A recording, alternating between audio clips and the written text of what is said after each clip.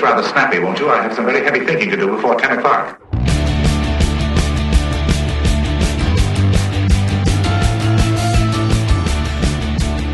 Hey, welcome to Get It Right Texoma with the trio, Mike Hendren, Terry McAdams, Trey Serrala. Glad to have you back with us once again for another episode of Get It Right Texoma, brought to you by Eddie Hills Fun Cycles at 401 North Scott, downtown Wichita Falls since 1966. EddieHillsFunCycles.com. We should have the jingle. We need to use the jingle. Yeah, get your thrills. Eddie Hills. I need to do a new jingle. That's an old jingle. And I know. It's kind of a little bit old. Passe. It was a really cool jingle, but we really need to have something. Considering our demographic has changed, we're about 80% side by sides and ATVs. Mm-hmm. We need a little bit more of a country jingle. Mm-hmm. So if you're a jingle person out there and you are interested in possibly doing a new jingle for Eddie Hills Fun Cycles, hit me up. Yeah. There you go. All right. Opportunity knocks right there. Yeah. Also brought to you by MacTech Solutions, located at 4020 Ray Road, Suite 3B in Wichita Falls, MacTech-Solutions.com. If you need repair on your Apple device, if you need to purchase a new Apple device, maybe you need a new computer for your business, or maybe you're a student, maybe you need a new MacBook Pro or iMac or iPad, whatever, except for the phone. They sell everything but the iPhone. Yep. It's the only thing they don't sell. But they do service the iPhone. Yes. That's MacTech Solutions, MacTech-Solutions.com. And then also Lollie and Pop Sweet Shop, LPSweet.com online, and also on Facebook, Lollie, Lollie, and Pops, Pops, Sweet Shop on Facebook. So, guys, we got a lot to cover here in a short period of time. Anyway, a couple big things coming up locally. May 24th and June 14th and 28th. So 3 dates, right? Yeah, I just figured we'd talk about the May 24th one because May 24th, we'll talk about the other one again. May 24th coming up here, really quick. From 11 a.m. to 1 p.m., Take It Outside Community Picnic Series at Park Central. This is downtown Wichita Falls, right adjacent to Big Blue in that area, right? Right across the street from Big Blue. Right across the street from Big Blue. It's next door to Wichita Tower and right across the street from Big Blue. If you can find Big Blue, if you're in the local area, you know what Big Blue is. You can find Park Central. But they're going to have live music. Local restaurants are going to be out there serving food. It's going to be a good time for everybody. And 2 hours of fun, food, and entertainment. Yeah, I think it's just trying to get the community to come out. Yeah. Bring either visit one of the local restaurants downtown or bring you a sack lunch or something and just sit out there and enjoy the sunshine, enjoy the fellowship out there. Yeah, all the restaurants downtown are going to be open for business. So you gotta have a good time. There's some really good ones. By the way, there's a local restaurant that will be featured on the Texas bucket list. Really? I know for a fact. Is it a secret? Well, I don't know if it's a secret because nobody told me. I happened to see the guy. I drove by and said hi to him.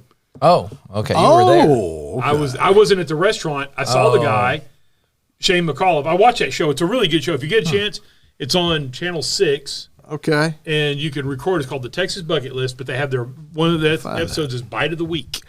And Gidget's restaurant will be featured on Bite of the Week because I saw him. Oh, cool. Pulled over and I said hi to him and said, enjoy your show. And then I drove on and I watched him pull into Gidget's restaurant. I got to be honest. I've heard the show. I've never seen the show. It's really good. But I don't watch any network television at all. Well, you can get it on YouTube. I mean, if you have YouTube TV, TV, it has your local stations. Okay. Yeah. Didn't know that. I mean, for local news, I go to their websites. I go to the local right. I do TV that as station well. websites. I don't watch the news on TV. Yeah. Oh, so you have the streaming though. The streaming. So you pay for YouTube TV. I pay for YouTube TV. Okay. Which is okay. Yeah, I pay for YouTube TV. Gotcha. I got to be able to watch Survivor, man, The Amazing Race. So those are my shows. But anyhow, Get It Right is on there, on YouTube, and on the YouTube TV, it's on Channel 6.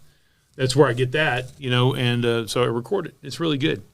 Yeah. Texas Country Reporter. It's similar to the Texas Country Reporter, except for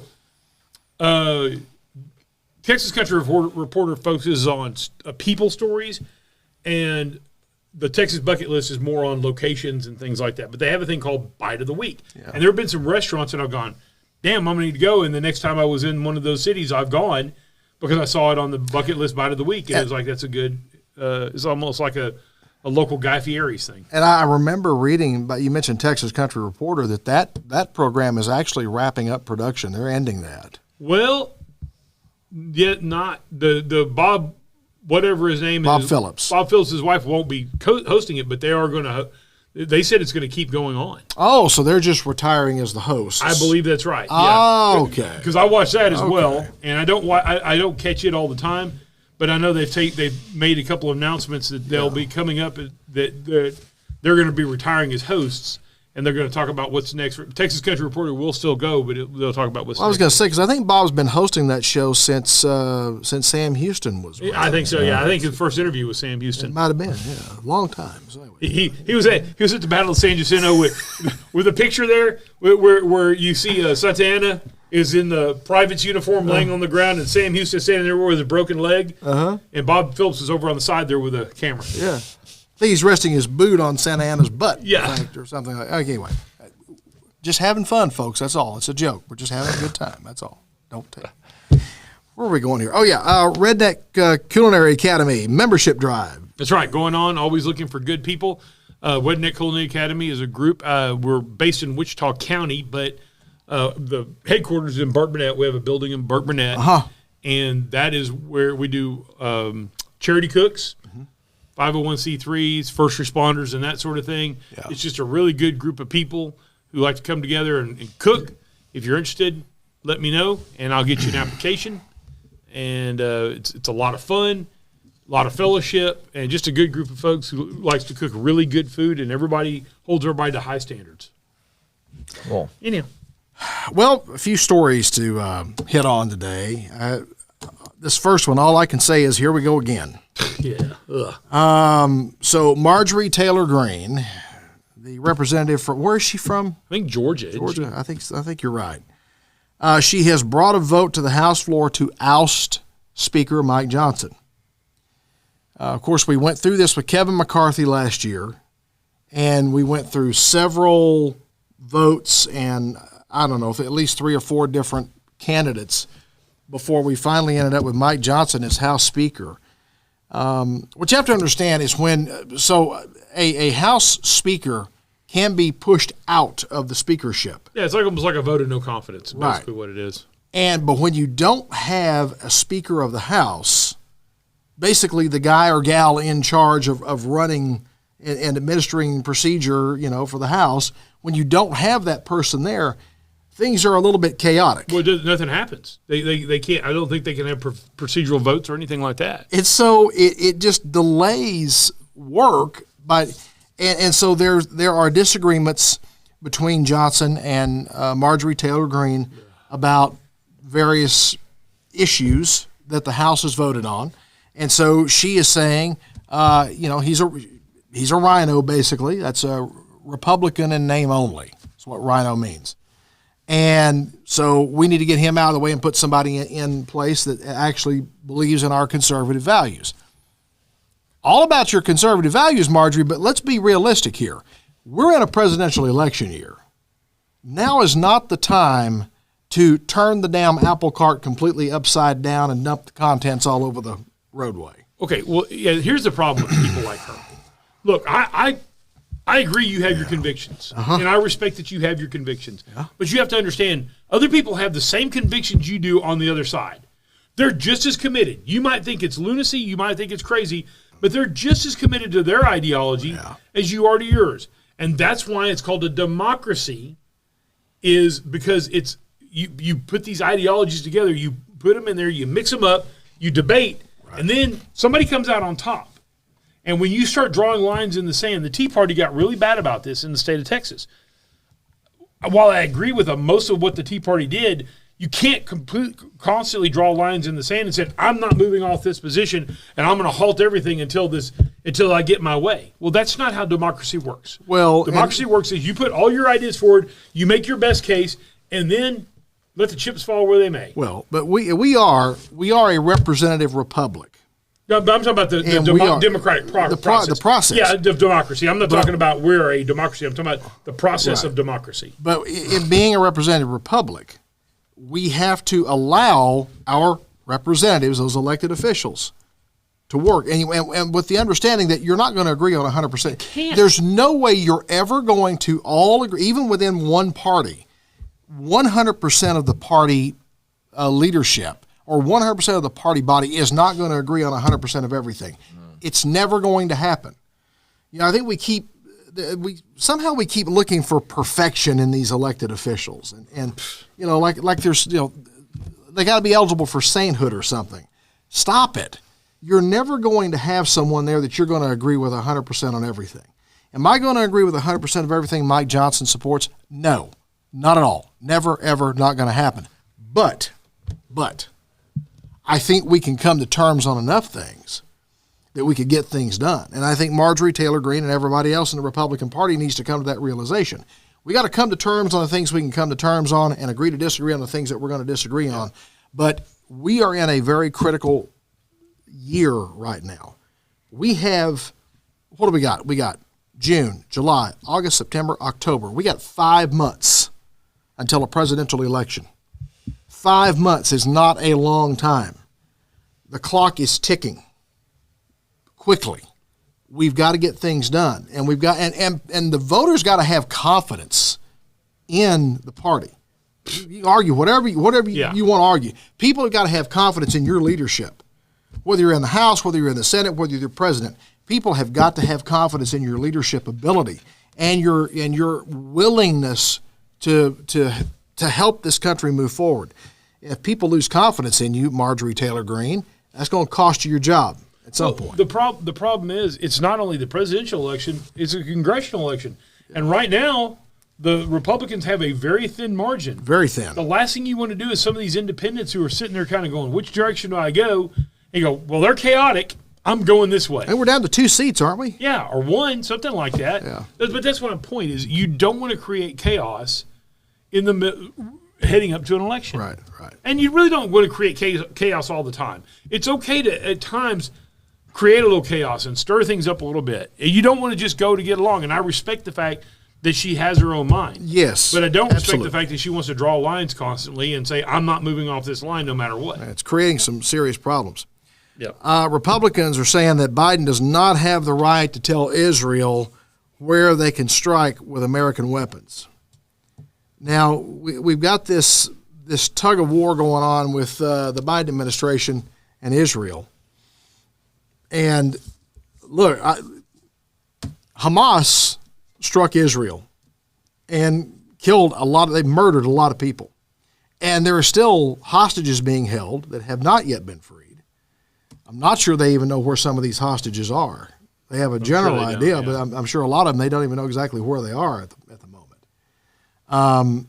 I don't think our president's in any position to be telling Israel what to do or not to do, frankly. I agree with you to some degree. But here's where I'm going to be a little controversial on this one. First off, I think he ought to shut his mouth about what Israel does. And I completely disagree with him. I completely disagree with his stance. But by the same token, if I'm giving you stuff, I have a right to say what you do with it. And if you don't like that, buy it or get it from somebody else. That's my opinion about everything. You don't have the right to accept something or say, I need you to give me something and I give it to you and then expect me to shut my mouth.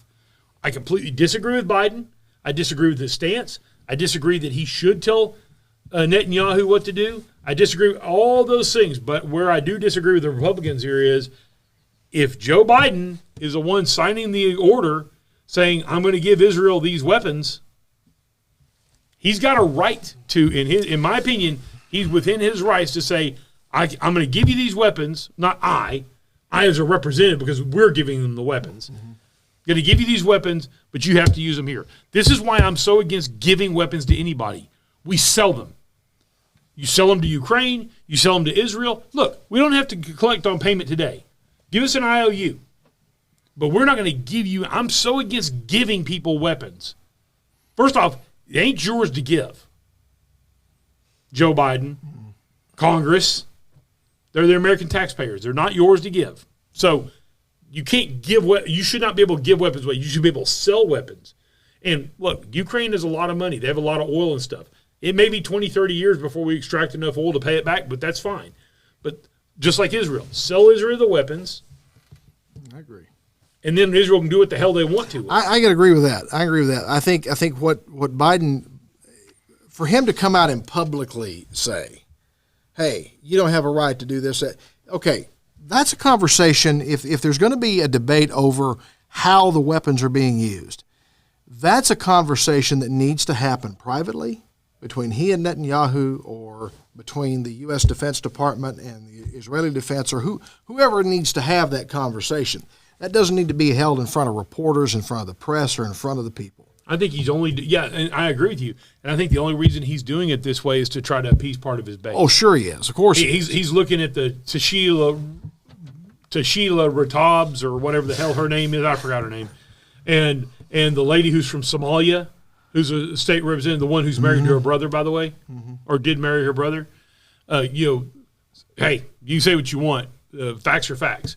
And by the way, why hasn't that lady been brought up on federal charges for taking federal aid she didn't deserve? She got all kinds of federal aid money after she married her brother, and there's all kinds of evidence to show this. And by the way, if you can prove me wrong, then prove me wrong. But there's a lot of evidence. Bring up charges. I think that she ought to face charges for stealing from the American taxpayer. But I think that's the only reason he's doing this. Like I said, I completely disagree with how he's doing it. I completely disagree with him doing it. But I will say he has the right to do it. Okay. That's my opinion. Okay. We'll see how it plays out for him. I don't know that this is necessarily going to score them any political points with the voter. Of course they won't. Those people, the people that are dead set, that are against Israel, they don't care. You can do whatever you want. If you're an anti-Israeli, like a Hamas supporter, a Palestinian supporter, you don't care what the president saying. I'm going to limit this on this isn't going to help it at all. You don't care. A lot of those people are so radical. By the way, why are you so against Israel? I want to know why anybody's so against Israel. What has Israel done to anybody? I mean, they can talk about the ceasefire all they want. There was a ceasefire. It's called October 6th, October 5th, whatever day it was. The next day, there was no longer a ceasefire because you picked the fight. Yep. Had you not picked the fight, had you not flown in on the hang gliders, had you not gone in and terrorized people, this wouldn't be going on. Yeah. And it's the things that were done. I mean, it's incredible. Yeah, it's unimaginable. Absolutely incredible. The TCEQ approved a modified version of the City of Wichita Falls water use permit, allowing the city to divert and use up to 65,000 acre-feet of water per year from the future reservoir. Now, we're talking about Ringgold again, right? Yes, this is Lake Ringgold. So we're talking about the TCEQ had a vote a few days ago. They said, yes, this can move forward. Now there's a thing called a 404 permit that has to be sought. And that's probably about a 2-year process to go through all the steps on that. And then, the city is going to push forward on this Lake Ringgold project. Now, to give people background, for those of you that may not understand or know, according to what we're being told, there's 2 or 3 remaining reservoir sites in the state of Texas that can be built. The Lake Ringgold site, which is entirely in Clay County, is one of those sites. But the land is owned. The land that's available and all the water rights, 100%, are owned by the city of Wichita Falls. Correct. And there's still land. There's still land to be acquired. Yeah, some of the land is owned by Wichita Falls. There's obviously going to be a process to try to purchase that land to do that, but ultimately they could use eminent domain to get it if they need to. Which when you do use eminent domain, you still purchase it. Yeah. It's just a forced sale. Basically, yeah. Yeah, I mean, you're not eminent domain doesn't mean you get to go in there and just throw somebody off their land. Right. I mean, they do have to be compensated. I'm not saying fairly. I'm not going to get into the weeds of how fair it's going to be or any of that, or the aspects of eminent domain. But don't ever think that eminent domain means the city can just come in and tell you to get the hell out of your property and just send you packing. It's a difference between hey, we're going to make you an offer on this property, or we're going to make you an offer you can't refuse. That's exactly right. That's it. Right. Well, there's Basically. generally, I guess, there'd be in the beginning of the offers, they make out. I mean, you've been involved, or have you've been involved in that in the school board? So it's I assume there's some sort of offer that oftentimes may even be above market value in order to to kind of make it a little easier on the process, and of course you're trying to win over that landowner as to the benefit of a whole, but they don't have to agree with you, but at the same time, at some point, it'll come down to it could be a forced sale. When I was on the school board, we eminent domained one property. Yeah, but we made offers on a lot of properties, and people took the offers before you had to do eminent domain. Sure, but we did one property had a forced sale offer, and that person got far beyond. I will tell you, they got far above market value. They were trying to basically hold the taxpayer up for a bunch of extra money, and at some point we said that ain't going to happen. Yeah, but they did get above market value. They got several concessions. They got a lot. Okay. Well, that's and I mean ultimately it is a forced sale. You know that you're going to be forced. It's just you're better off negotiating something up front when it's easy and not have to go through the actual process of eminent domains. This Lake Ringo project's been on the radar for many decades. This as I understand it, the plans for this were laid out probably back in the 1950s. I think you're right. I think it's gone back that far. And there was the Lake Ringo project and the Lake Arrowhead project were kind of came into existence at the same time. Lake Arrowhead got the nod first and was built that lake was impounded in 1967. Which is ironic. It's 100% in Clay County as well. Yes, but the land around it belongs to the city of Wichita Falls, and all the water rights are Wichita Falls. And a lot of people question, well, why does it have to be in Clay County? I've seen comments all over Facebook. Well, Wichita County wants another lake. They need to build it in Wichita County. You can't. You have to have a place. Yeah, There's no building a lake is not going out there and digging a hole in the ground. That's called a tank. Yes. That's called a stock tank. Yes. But going out and building thousands of feet of miles or thousands of square feet of acre or thousands of acres, I'm sorry, I can't get it right, of land for a lake requires a river, a tributary, or something to supply the water there. Right. You don't dig a hole and do a rain dance and hope it fills it up. Right. I mean, you have what's called a watershed area. In our case, that is so many miles either side of the Little Wichita River. Yeah, you can't buy a watershed at Home Depot. No, you can't. No. Not one of those put together, build your own. No, not since 2020. You can't. No, you never could. No, the watershed area. So you have to have, as Trey said, a tributary that feeds that lake. So the Ringgold project is the last available site within the watershed area that is supplied by the Little Wichita River. Yeah. And so in order for that lake to work and function as a reservoir should function, it's got to be built in this location. We can't build it in Iowa Park. We can't build it in Wichita Falls. We can't build it in Electra. There are a couple of lakes in Iowa Park, but they ain't supplying any water. No, they're not. And so there's Gordon Lake for sure is not. No. And those are what I would call marginal lakes.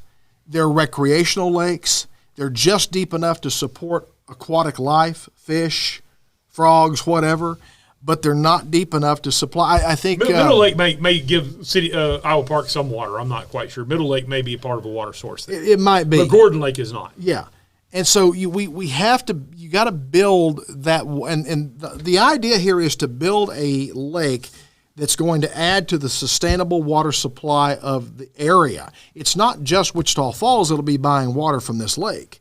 It'll be all of the surrounding communities that already buy water, and every community in this area buys water from Wichita Falls. Well, Terry and I, are you Red River Authority, Water Authority? No, I'm Deandale. Okay, it's the same thing. Right. I'm Red River Water Authority, so both of us live in Clay County, and we're on different water authorities. But ultimately, our water comes from partly from Wichita Falls, and then Falls. There's some sort of, I guess there's some wells that they combine. Mine is 100% from Wichita Falls. I don't think there's any wells from mine. Well, like I live in Burke Burnett. We have well water, but our wells are not enough to sustain the entire 11,400, however many people we have in Burke Burnett now. Right. It is. We also buy water from the city of Wichita Falls. So we have a blended water supply. Right. Correct. We have some well water and some purchased water from Lake Arrowhead and Lake Kickapoo that comes from Wichita Falls. And so we're going to be buying this water. Other communities are going to be buying this water, but it's got to be built in such a location that it can be supplied by that tributary, in this case the Little Wichita, and what they'll do is they'll go up and they'll dam up the river where it empties into the Red River, and that water will then ultimately collect in what will be Lake Ringgold. But this is a project. And none of these lake projects gets done overnight. Oh, and by the way, we're not even sure this is it. We're not even sure that this is going to move forward. We're so early in the process. The permit has been the city of Wichita Falls has obtained the permit to start the process. Here's how someone explained it to me. Okay, we're trying to run in a touchdown from the other end of the field. We're at the 50-yard line. We still got another 50 yards to go before we score the touchdown. Okay. We're about halfway there with the TCEQ vote. Yeah. Now there's other hurdles that have to be cleared before we get there. That's why this is a 15 to 20 year process. Oh, at least, yeah. To build this lake. Let's say that everything goes exactly as planned. There's no major hiccups. Everything goes smoothly. Let's say this gets done in 15 years. Trey and I will be in our late 60s before this lake is completed. Yeah. We won't live long enough to enjoy a whole lot of water out of this lake. Yeah. Now, our grandchildren will, our grandchildren will, but we won't. Yeah. Unless my grandchildren move to Wichita Falls, they'll never enjoy it. Well, that's true, but they could. Yeah. But but again, I mean, there's a process here, and it takes time to do it. Sure. It's not going to happen overnight. It can't happen overnight. And some of these processes arguably need to be in place. It needs to be a difficult thing.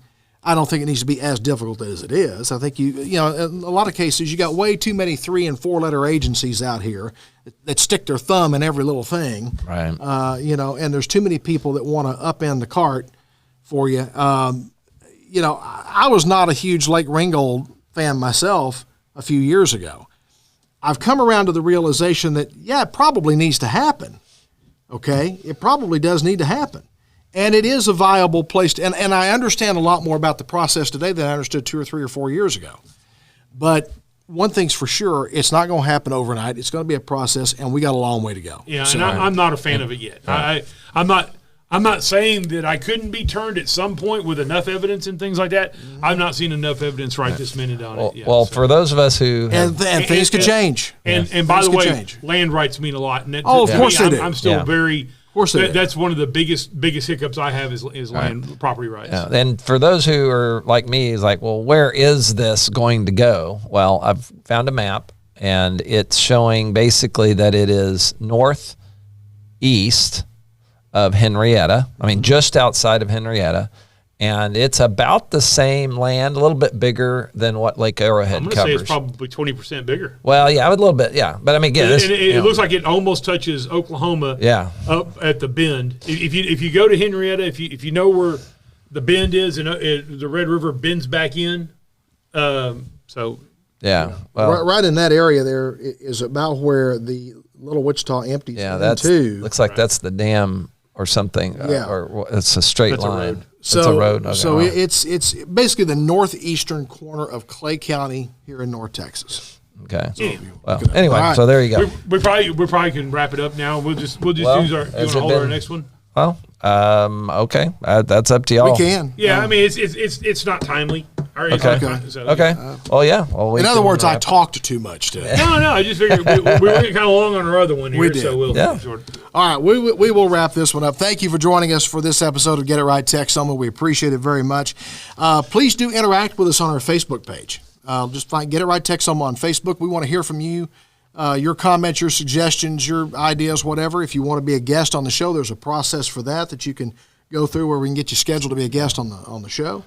And we've got a lot of guests coming up here real soon. Ron Kitchens is going to be joining us in the month of June. Tim Short, Jenica Lambert's coming up in July. Erica Munt coming up in July. Sam Pack will be on Sam next Pack, week. coming up here on the 20, probably somewhere toward the 23rd, 4th, 5th of this month.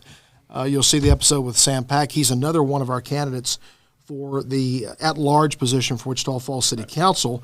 That election coming up, by the way, in November. They're going to be on the presidential ballot, so should be a good turnout for that. Absolutely. Anyway, this podcast brought to you by Eddie Hills Fun Cycles, 401 North Scott, downtown Wichita Falls, eddiehillsfuncycles.com. MacTech Solutions, 4020 Ray Road, Suite 3B. We're coming to you from the MacTech Solutions studios. In fact, get them online at mactech-solutions.com and Lollie and Pop Sweet Shop, lpsweet.com, and on Facebook, Lollie and Pop Sweet Shop. So thank you for joining us. Look forward to having you back with us for the next episode. Take care. We'll see you down the road.